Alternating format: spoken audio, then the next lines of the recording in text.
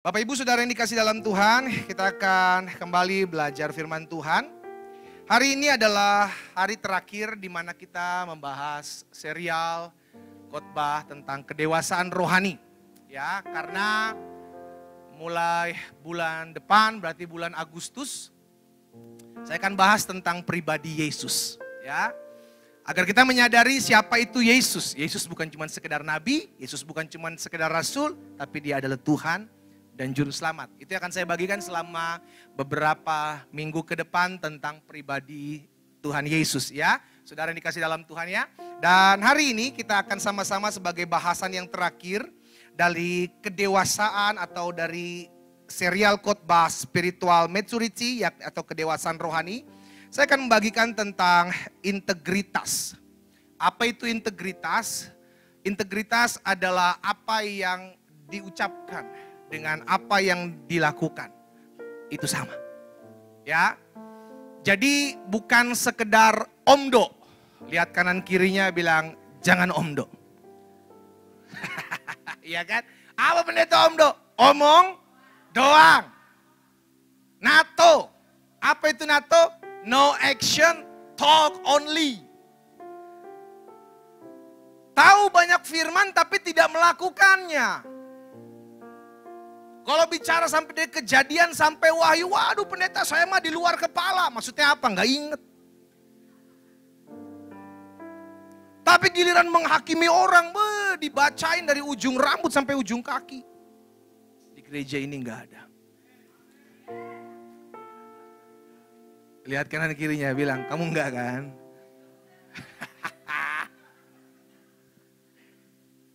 Berintegritas, karena kedewasaan tidak bisa dipisahkan dengan integritas seorang anak Tuhan.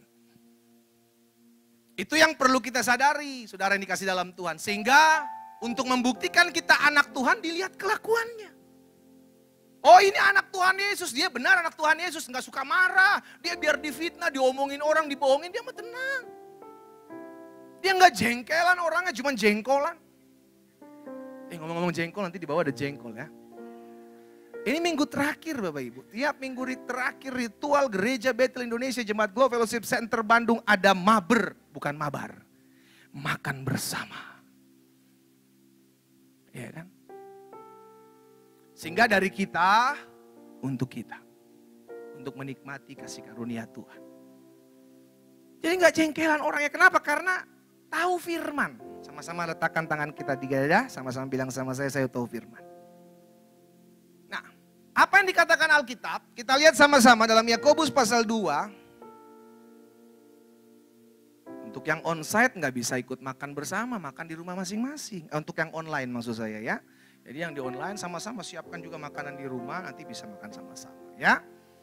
Yakobus pasal 2, ayat 17 sampai dengan ayat 22. Kita lihat sama-sama Alkitab kita. Yakobus bilang begini, demikian juga halnya dengan iman. Jika iman itu tidak disertai perbuatan, maka iman itu pada hakikatnya adalah apa? Mati. Jadi nggak usah teriak-teriak, oh, saya beriman, saya percaya. No action aja, lakukan aja bahwa engkau orang beriman, tunjukkan. Engkau tidak perlu membuktikan Kristen nih, Yesus di dadaku, belahlah dadaku. Kau bukan ikan asin perlu belah-belah. Tunjukkan aja melalui kehidupan. Kau usaha tidak tipu-tipu. Engkau berani berkorban. Sama seperti apa yang Tuhan Yesus ajarkan. Demikian juga halnya dengan iman. Jika iman itu tidak disertai perbuatan, maka iman itu pada hakikatnya adalah mati. Ayat 18. Tetapi mungkin ada orang berkata, padamu ada iman, padaku ada perbuatan. Aku akan menjawab dia, tunjukkanlah kepadaku imanmu itu tanpa perbuatan. Dan aku akan menunjukkan kepadamu imanku dari perbuatan-perbuatan. Jadi iman itu gak perlu koar-koar. Aku akan menunjukkan imanku dari, aku akan menunjukkan imanku dari, tunjukkan aja. Makanya secara khusus Rasul Paulus pernah mengatakan, seorang istri yang mau memenangkan suaminya, engkau gak perlu banyak ngomong. Cukup lakukan aja apa yang menjadi kebenaran firman Tuhan, maka suamimu akan melihat kelakuanmu dan memuliakan Tuhan. Untuk apa? Untuk menjadi saksi. Sama di tempat kita bekerja, di tempat kita berbisnis, di tempat kita berusaha, tunjukkan karakter Kristus yang ada dalam kehidupan saudara dan saya, yang sudah tahu banyak firman, yang sudah tertanam dalam kebenaran firman Tuhan, tunjukkan. Aku akan menunjukkan imanku dari perbuatan-perbuatanku. Ayat 19.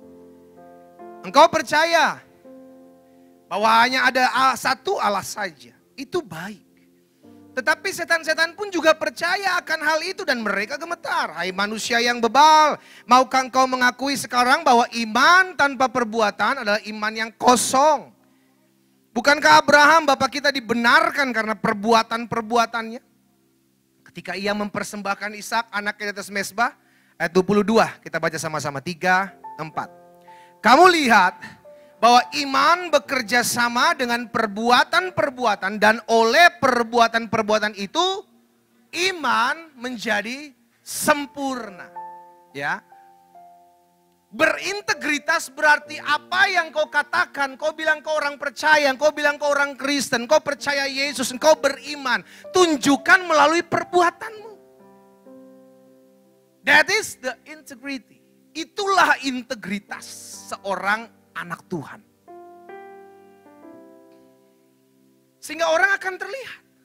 Oh iya benar dia anak Tuhan, beda kelakuannya.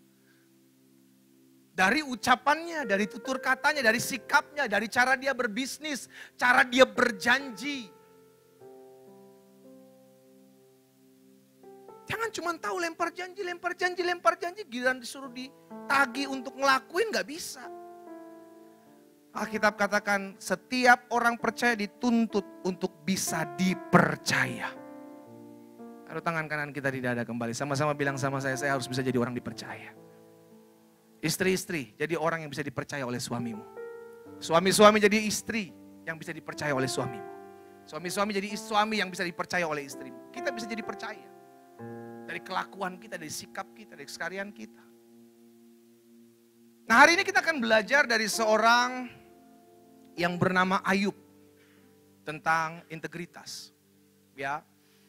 Karena apa yang terjadi dalam kehidupan Ayub kita bisa pelajari. Kita lihat sama-sama dalam Ayub pasal yang pertama. Ayub pasal pertama, ayat pertama sampai dengan ayat yang kelima.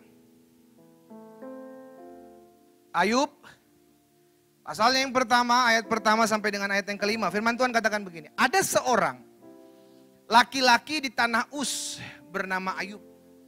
Orang itu saleh, orang itu jujur. Ia takut akan Allah dan menjauhi kejahatan. Ayat 2. Ia mendapat 7 anak laki-laki dan 3 anak perempuan. Total 10. 7 laki, 3 perempuan. Ayat 3. Ia memiliki 7.000 ekor kambing domba, 3.000 ekor unta, 500 pasang lembu, 500 keledai betina dan budak-budak dalam jumlah yang sangat besar. Sehingga orang itu, catat baik-baik, adalah yang terkaya dari semua orang yang ada di sebelah timur. Ayat 4. Anak-anaknya yang lelaki biasa mengadakan pesta di rumah mereka masing-masing. Menurut giliran dan ketiga saudara perempuan mereka diundang juga untuk makan dan minum bersama-sama mereka. Ayat 5, perhatikan. Setiap kali apabila hari-hari pesta telah berlalu, Ayub memanggil mereka dan menguduskan mereka. Keesokan harinya pagi-pagi bangunlah Ayub lalu mempersembahkan korban bakaran sebanyak jumlah mereka sekalian. Sebab berpikirnya mungkin anak-anakku sudah berbuat dosa dan telah mengutuki Allah dalam hati. Demikian dilakukan Ayub senantiasa. Jadi siapa Ayub? Ayub adalah orang yang takut akan Allah. Ayub adalah orang yang jujur. Ayub adalah orang yang tulus. Ayub adalah orang setia. Ayub juga adalah orang yang memperhatikan pertumbuhan anak-anaknya untuk hidup takut akan Tuhan. Saya pikir cukup rohani lah kira-kira Ayub seperti itu. Tapi apa yang terjadi selanjutnya Bapak Ibu Saudara yang dikasih dalam Tuhan? Kalau kita baca dalam kisah Ayub, maka apa yang Alkitab catat, anak-anaknya semua mati. Ya, harta bendanya habis Sekalipun Alkitab mencatat Ayub adalah orang yang paling kaya pada saat itu di daerah timur. Habis harta bendanya, anak-anaknya, keluarganya habis. Berharaplah cuman sama istrinya, ya udah ya nggak apa-apa ya sayang, biarpun anak-anak kita udah nggak ada, ya udah nggak apa-apa ya harta benda kita habis, kita mulai dari nol ya, kayak Pertamini. Kita mulai dari nol. Tapi apa yang terjadi? Ternyata istrinya nggak sanggup. Enak aja mulai dari nol. Lu aja sendiri mulai dari nol. Sehingga istrinya bilang sama Ayub apa?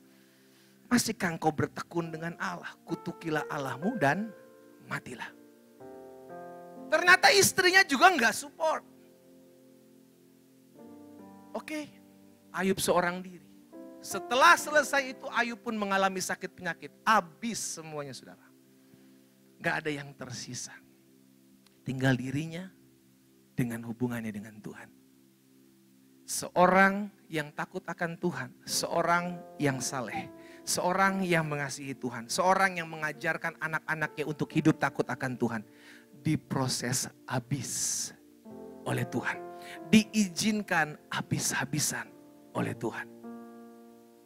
Disinilah letak ketahuan integritas seorang.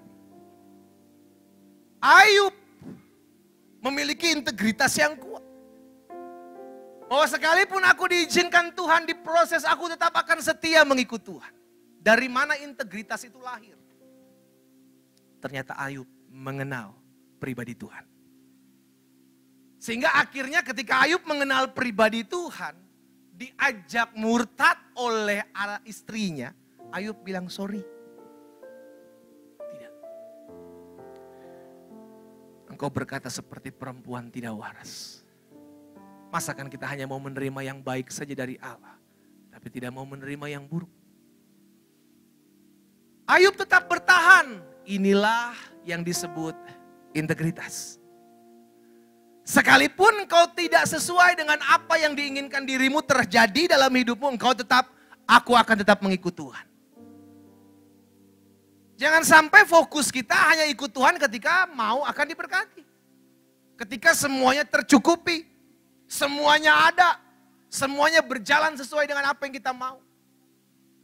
Tapi giliran kita masuk dalam pendewasaan, masuk dalam proses, kita mulai kecewa, Tuhan, saya udah ikut Tuhan, saya udah beribadah kepada Tuhan, saya udah berpuasa, saya udah mengasihi Tuhan. Tapi kenapa saya menerima hal ini? Komplain. Tapi tidak demikian dengan Ayub. Ayub tetap mengikut Tuhan. Integritas lahir dari pengenalan akan Tuhan. Ada satu perkataan Ayub yang membuktikan bahwa dia kenal akan Tuhan. Ayub pasal yang pertama, ayat 20 dan 21. Dari perkataan Ayub ini kita tahu bahwa dia adalah pribadi yang mengenal Tuhan. Bukan cuma sekedar kulit, bukan cuma sekedar tahu, tapi dia mengalami. Ayub pasal yang pertama ayat 20 dan 21 bilang begini. Maka berdirilah Ayub, lalu mengoyak jubah dan mencukur kepalanya, kemudian sujudlah ia dan menyembah. Ayat 21, katanya, dengan telanjang aku keluar dari kandungan ibuku, dan dengan telanjang juga aku akan kembali kepadanya. Tuhan yang memberi, Tuhan yang mengambil. Terpujilah nama Tuhan. Ayub menyadari, aku tahu kok aku datang ke dunia ini gak bawa apa-apa. Kalaupun aku bisa jadi orang kaya di daerah timur, itu karena Tuhan yang memberi. Kalau aku sampai hari ini Tuhan percayakan engkau sukses, berhasil, diberkati, Tuhan sadar bahwa semua itu dari Tuhan. Ayub menyadari hal itu. Ayub paham hal itu. Tuhan, aku tahu kok aku datang ke dunia ini gak bawa apa-apa. Tapi kalau Tuhan izinkan diambil semuanya, aku tahu Tuhan yang memberi, Tuhan yang mengambil. Terpujilah nama Tuhan. Aku gak mau mengeluh. Aku gak mau bersungut-sungut. Itulah integritas. Susah, senang, ikut Tuhan. Suka, duka, ikut Tuhan. Kita belajar dari Ayub ini saudara. Jadi penting sekali pengenalan akan Tuhan dalam keseharian kita. Melalui apa? Perenungan-perenungan firman. Ya. Dari perenungan-perenungan firman Tuhan dari setiap hari, dari ibadah minggu. Supaya kita memahami bahwa hidup kita ini bukan cuma soal bicara tentang perut, bicara tentang ATM, bicara tentang rekening, no. Bicara tentang pengenalan akan Tuhan itu penting. Tidak selamanya kita ada di muka bumi. Akan ada waktunya kita pulang. Ku tak membawa apapun juga saat ku datang. Gak ada yang bawa apa-apa. Pada akhirnya apa? Ku tinggal semua. Pada akhirnya saat ku kembali.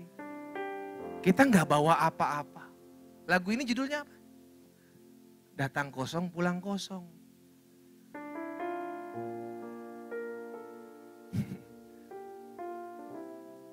Datang gak bawa apa-apa, pulang gak bawa apa-apa. Gak bisa. Apa yang dititipkan itu adalah kemurahan. Pergunakanlah selagi waktu masih ada. Suamimu bu, titipan. Istrimu pak, titipan. Anak-anakmu, orang tuamu, pekerjaan usahamu titipan. Ketika Tuhan izinkan semuanya itu lalu, sadarlah, jangan sampai imanmu berubah. Tetap setia. Sekalipun memang tidak mudah, tapi Yesus sudah mengingatkan jauh-jauh hari. Setiap orang yang mau mengikut aku, dia harus sangkal diri. Dia harus pikul salib. Dia harus mengikut aku setiap hari. Dari hidup seorang Ayub yang berintegritas, saya pelajari ada beberapa hal. Yang pertama, orang yang berintegritas adalah seorang yang tidak takut menghadapi kenyataan hidup. Sama-sama bilang sama saya nggak boleh takut menghadapi kenyataan hidup. Terkadang kenyataan hidup tidak sesuai dengan apa yang kita inginkan. Beberapa hari lalu anak saya Gerard naik kelas 4. Dia suruh pilih ekskul. Ekskul apa yang ada? Dia pilih, dia suka sekali ikut futsal. Dia suka sekali ikut basket. Sampai dia mau ikut futsal, ikut basket, sampai terakhir ikut wushu. Saya bilang hebat sekali wushu, saya bilang. Supaya kurus deh. Mantap. Ternyata ekskul futsal, ekskul basket harus dites. Dan dia gak lulus. Dia kecewa. Anak kelas 4 SD umur 9 tahun, dia kecewa. Dia ngomong sama saya, dia mukanya sedih. Dia sedih. Kenapa ya? Saya kalau lagi ngomong sama dia, ada mamanya, dia kurang ngedengerin saya. Saya tahu, karena mamanya pasti akan merangkul. Orang tua ngomong sama anak laki-laki itu harus face to face, berdua, gak boleh ada orang lain. Dan saya ngomong dia dengan ada mamanya, dia ngalor ngidul lah, gak mau denger. Saya ngomong dia pas mamanya gak ikut sama saya. Kita berdua secara laki-laki. Dan puji Tuhan ya dia nanya, lihat kenapa ya? Kok saya gak diterima? Di situ saya kesempatan untuk mengajarkan G, kamu mesti ingat. Satu hal kamu ingat, seumur hidup kamu mesti ingat sebagai laki-laki. Tidak selamanya apa yang kita inginkan itu bisa kita dapati. Tidak selamanya apa yang kamu mimpikan bisa kamu raih. Tetapi kamu perlu ingat, apa yang diizinkan Tuhan itu jauh lebih baik dari apa yang kamu mau. Di situ dia mangut-mangut gini. Oh gitu ya Dad. Udah berarti, puji Tuhan, dia ngerti. Yang penting pesan itu udah sampai.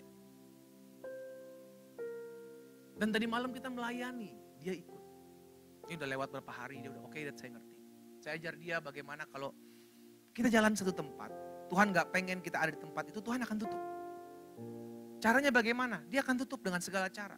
Otomatis kita akan belok, Kalau belok, Tuhan lihat itu gak baik, Tuhan akan tutup sebelah sana. Kita akan putar lagi. Tuhan mau Gerard ada di tempat di mana Gerard ada. Gitu ya, gitu. Iya. Sampai tadi malam kita melayani, ada orang pelepasan.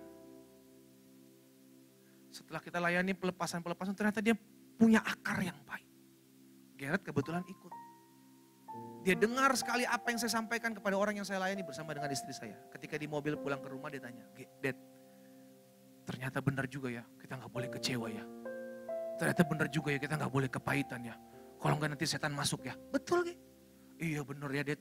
Untung Gerard gak kecewa loh sama, disebutin nama gurunya tuh. Yang gak ngasih itu.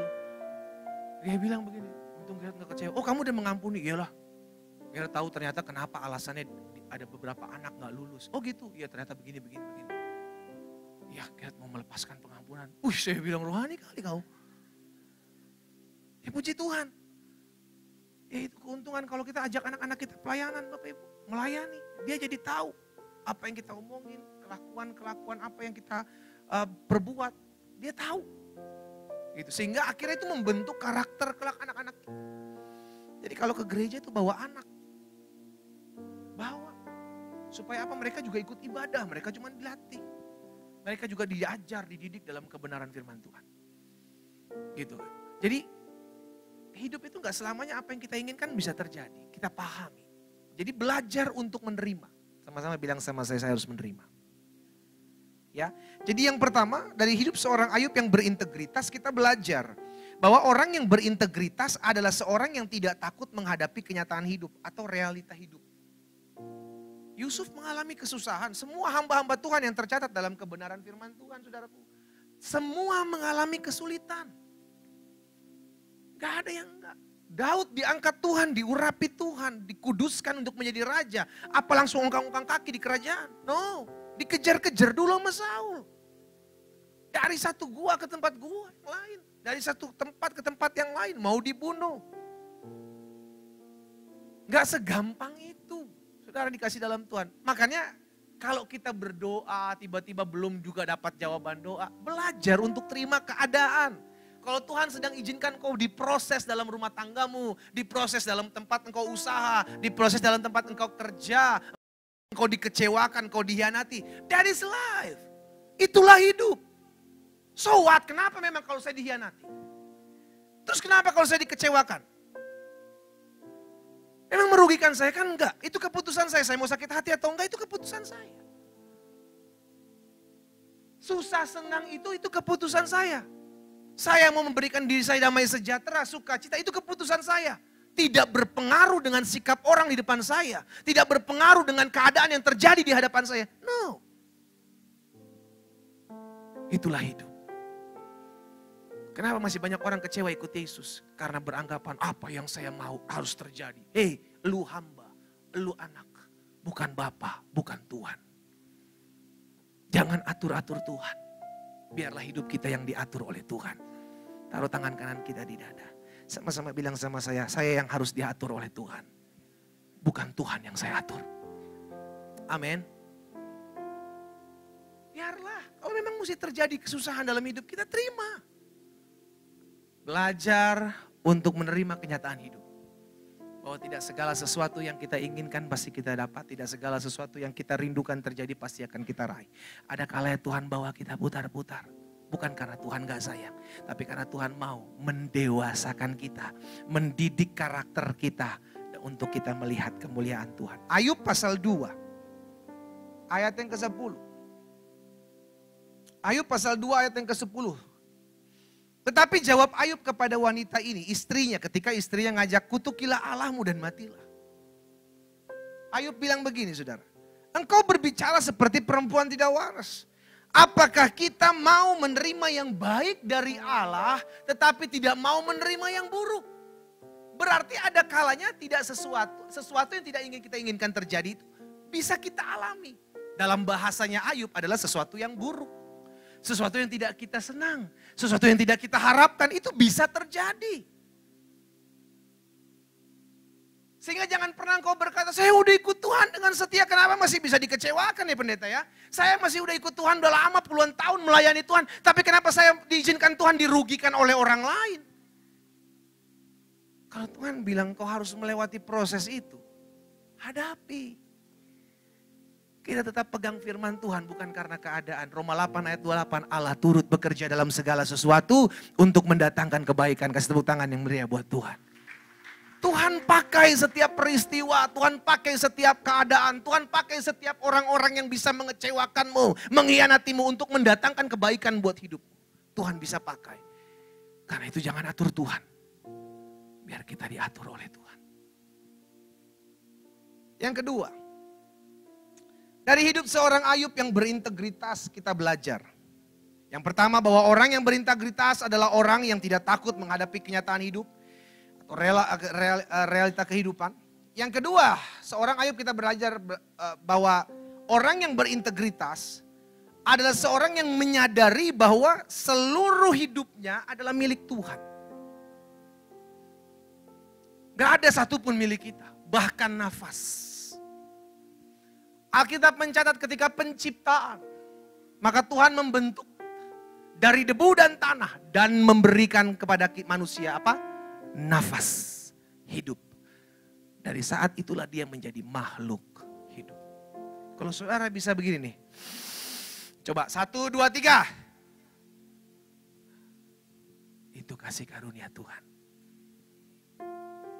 Jangan berkata, oh udah biasa kalau bangun pagi udah pasti bisa bernapas.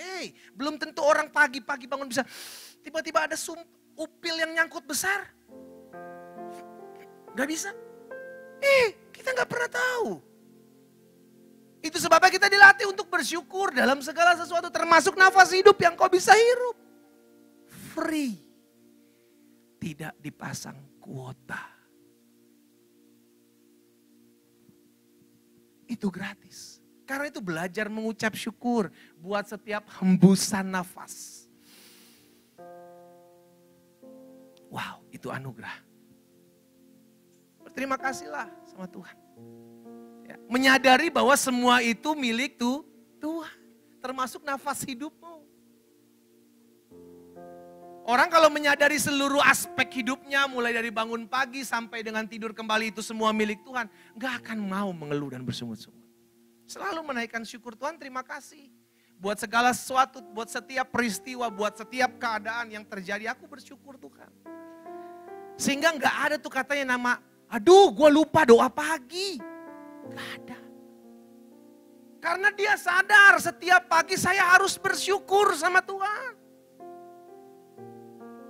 Bahkan lebih ekstrimnya bukan cuma doa pagi yang lupa, doa makan lupa. Oh Tuhan Yesus, udah makan 3 sendok, ya lupa. Jadi daging gak yang 3 ya? Jadi, cuma langsung masuk keluar. Bersyukur, karena semua milik Tuhan. Orang yang berintegritas adalah orang yang menyadari bahwa semuanya milik Tuhan. Tahukah saudara kenapa kita perlu menyadari bahwa semua milik Tuhan? Sehingga ketika sesuatu diambil dari hidupmu, engkau tidak sakit hati. Orang yang memegang terlalu keras, orang yang memegang terlalu erat apa yang dititipkan ketika diambil, akan luka. Kenapa? Ini kan punya saya Tuhan. Kenapa engkau ambil? Tuhan ini suami saya, kenapa digondol kolong wewe? Tuhan ini laki saya, kenapa engkau biarkan dia kecewa? Kenapa? Karena engkau berpikir itu punyamu. No. Gak ada yang kita miliki di muka bumi ini. Semua gift. Pemberian. Kita cuma disuruh mengelola. Kita bukan owner. Kita cuma manajer. Pengelola. Bilang sama-sama dengan saya pengelola. Bukan pemilik. Sehingga ketika sesuatu diambil dari hidupmu, engkau gak sakit hati. Kenapa? Ya orang punya Tuhan sama kayak Ayub. Diambil semua. Gak ada yang tersisa. Gak ada. Tapi ketika Ayub mulai berkata, Tuhan engkau yang memberi, engkau yang mengambil, terpujilah nama Tuhan. Alkitab mencatat Ayub tidak berbuat dosa dengan bibirnya. Disitulah Ayub dilihat Tuhan. Engkau lulus. Kalau Tuhan ambil sesuatu dari hidupmu, engkau belum siap terima. berarti engkau belum menjadi pribadi yang berintegritas. Engkau masih melupakan bahwa apa yang kau miliki saat ini bukan milikmu. Itu cuma titipan. Siapapun, apapun yang kita miliki. Ya, sebabnya perkataan Ayub tadi. Dengan telanjang aku keluar dari kandungan ibuku, dengan telanjang juga aku akan kembali ke dalamnya. Tuhan yang memberi, Tuhan yang mengambil. Terpujilah nama Tuhan. Jadi orang yang berintegritas sama seperti Ayub adalah orang yang menyadari bahwa seluruh hidupnya adalah milik Tuhan. Yang ketiga, siapa itu orang yang berintegritas? Yang pertama, orang yang berintegritas adalah orang yang belajar untuk menerima kenyataan hidup. Yang kedua, orang yang berintegritas adalah orang yang menyadari bahwa semuanya milik Tuhan.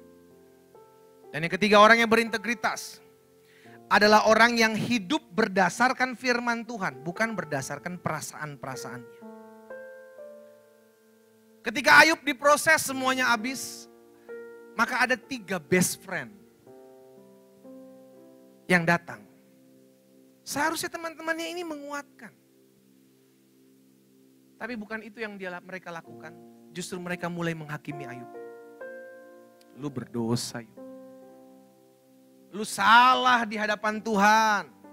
Anak-anak lu mati semua karena anak-anak lu jatuh dalam dosa. Mulai penghakiman demi penghakiman dilemparkan kepada Ayub. Tapi untungnya Ayub udah dewasa, saudara. Dia gak pahitan, dia gak kepahitan, dia gak luka. Itu sebabnya ketika Tuhan memerintahkan untuk mendoakan mereka, Ayub lakukan. Kalau kita lagi kepahitan, lagi luka sama suami, aduh, lagi luka sama istri, berdoanya gimana ya, Tuhan tuker tambah. Kau pikir barang kah? Karena lagi luka, lagi kecewa. Sama kayak kemarin juga, saya doakan orang itu lagi kepahitan. Dia lagi kecewa, seorang wanita. Dia luka sama mantannya. Dia dilukai. Oh, jadi pas dia sebut namanya, mukanya merah. Aku melepaskan pengampunan, tapi kayaknya kayak bukan dia yang ngomong gitu, kayak roh jahat begitu, saudara. Karena kepahitan yang udah berlarut-larut dia simpan. Dia luka.